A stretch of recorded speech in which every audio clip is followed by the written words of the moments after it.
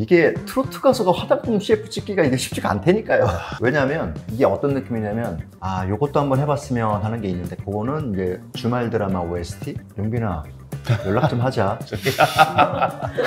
아니 아무리 그래도 우리가 정이 있지 않냐. 근데 그 임영웅 씨는 약간 대나무 같아요. 고두면서 중심을 딱 잡고 노래 부를 때나 김영빈 씨는 그 예리한 붓 같다.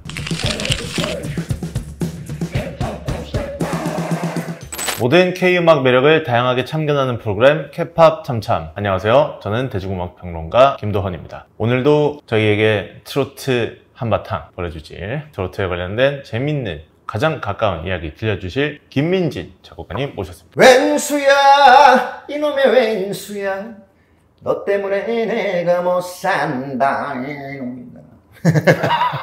네, 작곡가 겸 가수 김민진입니다. 반갑습니다. 왼수야를 너무 못 들어서 제 안에 왼수야 게이지가 네. 약간 좀 내려가 있었거든요. 네. 지금 다시 올라왔습니다. 아 그렇습니까? 네, 이게 주기적으로 들어줘야 되는 왼수야와 아파트. 저번 주에 저기 거제도 통영 이쪽으로 순회 공연을 쫙 돌고 왔어요. Yeah. 일주일 동안 난리 났어요. 어머니들 막 뒤집어지고 난리 났어요. 거제도 통영의 어머님들의 마음을 또 왼수야로. 이제 방송만 하면 이제 끝나는 거죠, 게임. 제가 공연을 하는데 저한테 이제 그 사진 좀 찍자고 그래서 같이 사진 찍었는데 그분이 저 K-팝 참참 잘 보고 있어요 그러더라고. 야. 전국구 방송 K-팝 네. 참참 아니겠습니까? 네. 오늘 K-팝 참참은 아직까지도 이 방송 프로그램에 대한 여운이 가시질 않고 있어요. 바로 미스터 트롯 3. 미스터 트롯 3의 진선미를 차지한 이 가수분들이 최근에 어떤 활동을 펼치고 있는지에 대해서 그리고 그들의 전망에 대해서 작곡가님께 좀 여쭤보는 시간을 가지도록 하겠습니다. 먼저 이분이 우승하실 거라고 작곡가님이 마치기도 하셨죠. 김용빈님에 대해서 이야기해 보겠습니다. 최근에는 사랑의 콜센터 같은 프로그램 통해서도 계속해서 활동 이어가고 있는데요. 김용빈 씨의 우승을 예측하신 김민진 작곡가님. 딱 됐을 때 어떤 느낌 드셨나요? 있을 때 잘할 걸. 아무래도 예, 그 생각이 제일 먼저 들죠. 그래서 제가 용빈이가 20살, 21살 이때 저한테 이제 왔었거든요. 그때 한 1년 반 정도 저랑 같이 했었는데 그때 이렇게 잘 될 줄 몰랐죠. 근데 사실은 느낌은 있었어요. 느낌은 있었다? 예, 얘가 뭔가 되긴 되는데 네. 그때 느낌은 있었는데 이렇게 잘 될 줄은 몰랐습니다. 아니 근데 그 느낌이 있었다는 게 예. 방송에서 어쨌든 개화했기 때문에 지금 이렇게 슈퍼스타가 된 거 아니겠습니까? 방송에서 좀 어떤 점이 보여졌나요? 그러니까 용빈이가 이렇게 무대에서 노래를 하면 바라보는 시선이 좀 달라요. 그 반응과 이런 것들이 그러니까 노래만 잘하는 것뿐만 아니라 어떤 그 친구 갖고 있는 특별한 어떤 매력 같은 게 또 있어요. 근데 지금은 저도 10 몇 년 만에 이렇게 방송을 통해서 이렇게 보게 되는데 너무 잘생겨졌더라고요. 잘생겨졌고 시선도 다르고 거기다가 노래로도 굉장히 활약을 하고 있다. 최근에 사랑의 콜센터 이 프로그램은 이제 미스터 트롯 끝나면 이제 참가했던 가수분들이 이제 다시 한데 모여서 사연과 함께 신청곡을 불러주는 이 프로그램이잖아요. 이 클립도 사실 그 미스터 트롯 이후에 그러니까 사실상 좀 뭐 축구로 치자면 이제 시즌이 끝나서 좀 쉬는 시간에 시청자분들에게 굉장히 많은 즐거움을 주는 프로그램인데 이 사랑의 콜센터에서도 좀 화제가 되는 김용빈님의 무대가 여러 가지가 있다고 들었습니다. 개인적으로는 월량 대표 아적심. 맞아요. 월량 대표, 월량이라는 대표가 운영하는 제목이 좀. 근데 이 노래 부를 때 상당히 매력적인, 그냥 푹 빠져들겠더라고요. 워낙 유명한 노래 아닙니까? 그러니까 몇 가지 요소가 있어요. 되게 이제 대중적으로 유명한 노래고, 그리고 이제 음폭이 이렇게 높지 않아요. 높지 않음에도 불구하고 되게 멜로디컬하잖아요. 용빈이가 부를 수 있는 최고의 장점을 잘 살릴 수 있는 곡이더라고요. 딱 되게 잘 불렀어요. 월량 대표 아적심하면 전 젊은 밴드 혁오가 예전에 또 커버했던 월량 대표 아적심이 생각이 나는데 김용빈님의 무대도 또 김용빈님만의 매력을 가지고 있었더라고요. 이 트로트 팬덤 사실 이제 팬덤 없으면은 이야기가 안 되는 게 트로트 시장이고 김용빈님 같은 경우도 방송을 통해서 정말 어마어마한 그리고 충성스러운 팬덤을 모았습니다. 이 방송 이후에 이제 김용빈님의 행보에 대해서 좀 어떻게 바라보고 계신가요? 화장품 CF를 또 찍었더라고요. 그렇죠. 피부가 너무 좋잖아요. 옆에서 이렇게 딱 보면요 미끄러질 것 같아요. 피부가 너무 좋아서 이빨도 너무 이쁘고 피부도 좋은 게 참 부러워요. 그 머리 스타일도 약간 이게 복고 스타일로 요즘 그 머리가 좀 유행이더라고요. 이렇게 그래서 어쨌든 그 김영빈 씨의 최고의 집중해서 보게 된 거는 화장품 CF였던 화장품 씨. 예, 전문가들의 터치가 더해지니까. 이게 트로트 가수가 화장품 CF 찍기가 이게 쉽지가 않다니까요. 왜냐하면 이게 어떤 느낌이냐면 이 트로트 가수가 미니 시리즈 드라마 주제곡 부르는 거랑 똑같은 느낌. 정말 이례적인 네. 뭐 트로트계에서는 또 굉장히 인상 깊은 순간이다. 네. 네. 김용빈 씨 저도 최근에 뭐 음반점을 갔더니 또 막 김용빈에 대한 어떤 기대 같은 것들이 많이 좀 드러나 있는 네. 뭐 트로트 전용 진열대도 있고 그리고 팬분들 온라인에서의 활약도 그렇고 어쨌든 굉장히 좀 다음 음악에 대한 궁금증이 계속해서 커질 것 같은데요. 그렇죠. 작곡가님 보시기에는 김용빈님은 어떤 음악을 좀 선보일 것 같으세요?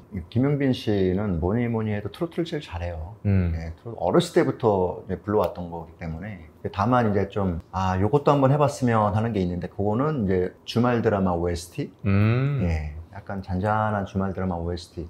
주말 드라마 OST로 가장 좀 특수를 누린 가수분 중에 조항조 선생님. 주말 드라마 OST를 해가지고 히트곡이 몇 개가 나왔어요.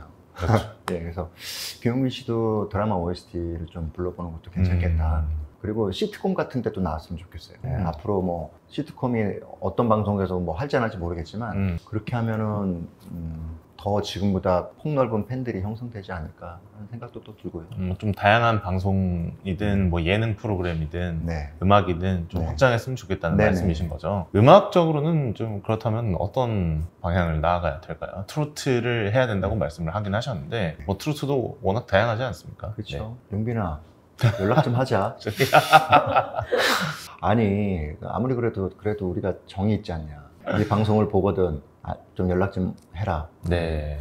아니 의기투합 한번 하시죠. 네, 그러니까 작업을 한번. 네. 그래서 그때 좀 더 친했어야 되는데. 임영웅 씨 같은 경우도 이제 주말 드라마 말씀하셨죠. 갑자기 생각이 나는데 OST로 또 네. 엄청난 인기를 끌지 않았습니까? 사실 스테디셀러예요. 지금도 새벽에 한국 뭐 음원 스트리밍 서비스 차트 가보면은 네. 항상 상위권에 임영웅 씨가 부른 노래들이 위치해 있거든요. 그렇죠. 임영웅님과 김용빈님 어떻게 보면 사실 미스터 트롯의 우승자들로서 임영웅님과는 비교를 피할 수 없는 것이 현실인데 그렇죠. 같은 우승자이니까. 예, 김용빈님 같은 경우는 임영웅과 비교했을 때 좀 네. 어떤 차별성이 있고 어떤 식으로 나아가면 좋을지. 김용빈 씨도 분명히 미스터 트롯 1 때 제안을 받지 않았을까 그냥 혼자 개인적인 생각으로. 같은 시즌에요. 2 때도 분명히 이렇게 큰 프로그램이 생기는데 용빈이 같은 정말 매력이 있는 컨텐츠가 이게 출연을 안 한다는 거는 있을 수 없는 상황이었는데 1 때를 기대했는데 출연을 안 했고 네. 2 때도 안 했고 자, 3 때 이제 나와서 우승을 다 혹시 작전이었니?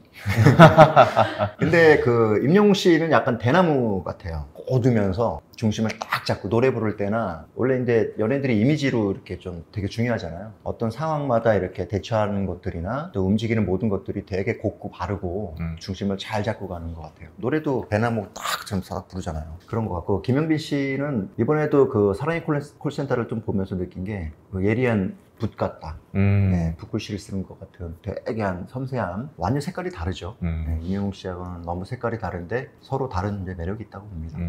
뭐 다 같을 수는 없을 것이고 그리고 임영웅님은 사실 하나의 현상을 만들었기 때문에 이제 막 시작을 하는 김용빈님에게는 정말 큰 산이죠. 네, 앞으로 어떤 활약을 펼쳐서 또 차별화되는 그런 경로를 만들어 나갈지 네. 좀 궁금해진 대목이고요. 사실 경연 프로그램에서 1등을 차지한다는 것은 계속해서 그 꼬리표가 붙잖아요. 네. 때로는 그냥 2등, 3등 하는 게 나을 수도 있어요.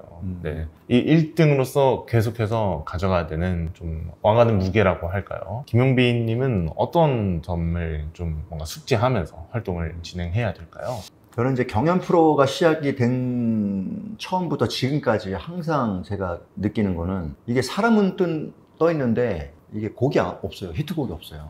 음악이 없다. 네, 히트곡이 있긴 있는데 이제 점점 이제 임영웅 씨 같은 경우는 이제 처음이었으니까 그때 뭐 엄청 이제 특혜를 받은 상황이었죠. 그래서 너무나 이슈가 됐고 하니까 드라마로도 다 되고 앨범 내는 것도 지금보다 훨씬 많이 주목을 받았었고 근데 이제 점점 가면서부터 히트곡이 그렇게 잘 안 나오죠. 네, 팬덤 분들이 열심히 해가지고 어느 정도는 올려놓는데 전 국민이 알만한 그런 히트곡이 좀 없다는 게 그래서 김용빈 씨가 지금보다 더 올라서려면 히트곡을 내는 것이 그밖에 없겠더라고요. 네. 예, 그래서 전 국민이 그냥 다 부르게. 그러니까 조용필 선배님, 뭐 나훈아 선배님, 배우 선배님 이런 분들, 이미자 선생님 다 그렇지만 결국은 다 히트곡 때문에 유명하신 거잖아요. 예, 전 국민들이 그분들 노래를 다 알잖아요. 네. 정말 좋은 곡을 이 말 왜 하는지 알겠지, 용빈아? 연락하면 주세요. 네. 맞아. 어떤 일이 일어나? 나한테 서운한 거 있니 혹시? 뭐 한잔하면서 이제 조만간 이 방송을 통해서 네. 네, K-pop 참 잠은 사랑을 싣고 또 있지 않겠습니까? 네. 그랬으면 좋겠고요. 결국은 음악이 중요하다는 김민진 작곡가님의 말씀이셨습니다. 예. 손빈아 씨, 저도 이제 이쪽에 있으니까 좀 바닥이 좁잖아요. 네. 손빈아 씨가 막 움직이는 거 어떻게 좀 힘든 시절을 겪었고, 저도 이렇게 좀 들은 게 있어서 그런 부분들을 감안하고 이렇게 보니까 자기 얘기를 이렇게 하는 것처럼 이렇게 부르더라고요. 거기에다가 요즘 다들 어렵잖아요. 그 노래를 듣고 다들